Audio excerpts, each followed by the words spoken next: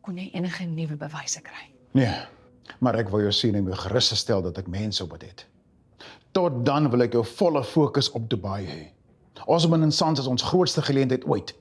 Hierdie is ons een kans met al ons beleggers om 'n tafel. Niemand close 'n deal, soos jy nie, aan my. Ek jammer oor wat met jou ouers gebeur het. Dis traumaties om so vasgebind te word, veral op hulle ouderdom. Maar ek hoop dit gaan normaal beter tuis. Baie beter, dankie. Jy moet my verskoon.